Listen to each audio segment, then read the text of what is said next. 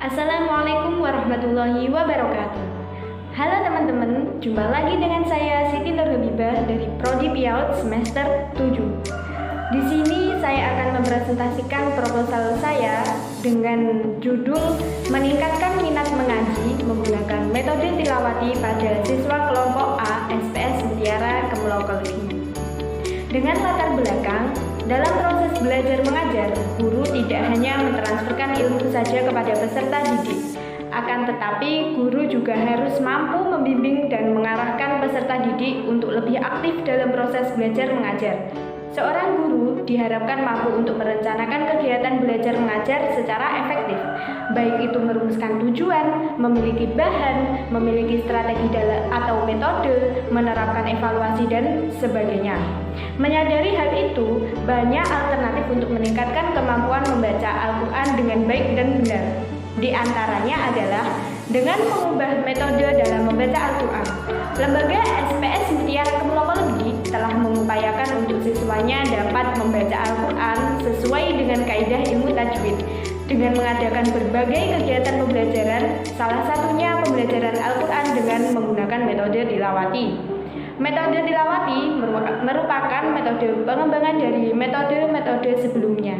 Dengan metode tilawati ini dapat memudahkan siswa membaca Al-Quran karena metode ini menggunakan irama lagu ros yang mudah diingat. Berdasarkan uraian di atas, maka saya tertarik untuk melakukan sebuah penelitian di SPS Mutiara Kemlokologi mengenai metode yang digunakan guru untuk pembelajaran Al-Quran. Dengan rumusan masalah, 1. Bagaimana penerapan metode tilawati ini dapat meningkat? 2.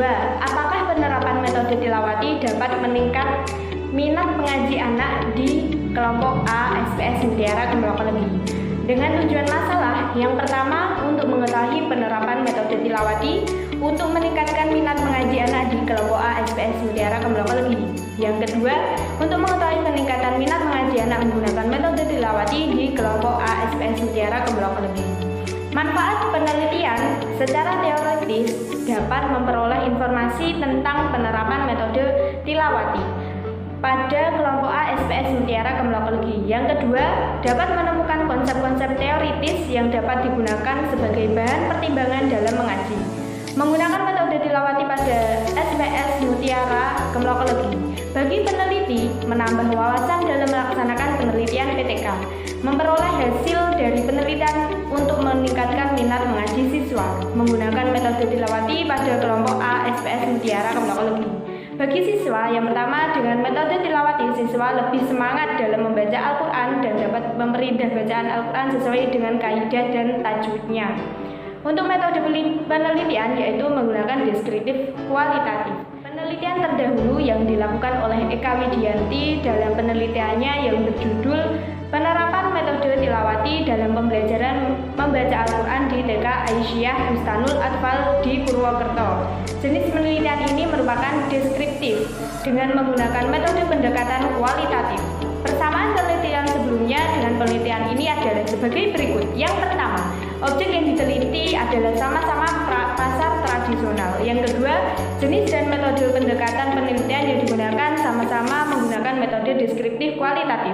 Sedangkan perbedaan penelitian sebelumnya dengan penelitian saya, yang pertama, subjek dalam penelitian tersebut adalah TK, sedangkan dalam penelitian saya, yaitu kelompok TKA.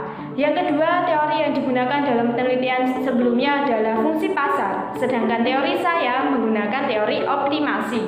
Lokasi dalam penelitian sebelumnya di TK Aisyah Bustanul Atfal 6 Purwokerto, sedangkan penelitian saya di SPS Mutiara Kemlokologi Baros. Untuk jadwal penelitiannya, pada minggu pertama sampai minggu keempat atau selama 1 bulan, yaitu di bulan Maret, mempersiapkan penelitian.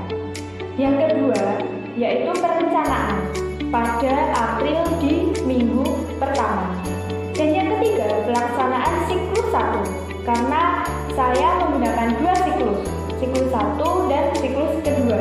Di siklus pertama, yaitu pada minggu kedua sampai sampai minggu ketiga di bulan April. Jadi selama 2 minggu. Setelah itu pada siklus kedua, yaitu pada minggu keempat sampai minggu pertama pada bulan April sampai Mei. Jadi sama, siklus pertama saya menggunakan 2 minggu dan di siklus kedua saya juga menggunakan 2 minggu. Setelah itu pengolahan data ini saya gunakan di minggu kedua sampai minggu ketiga di bulan Mei. Setelah itu penyusunan laporan saya gunakan di minggu keempat sampai yakni di akhir bulan Juni. Jadi selama 5 minggu saya menggunakan penyusunan laporan. Mungkin cukup sekian dari saya, kurang lebihnya mohon maaf. Wassalamualaikum warahmatullahi wabarakatuh. Sampai jumpa di lain kesempatan. Terima kasih.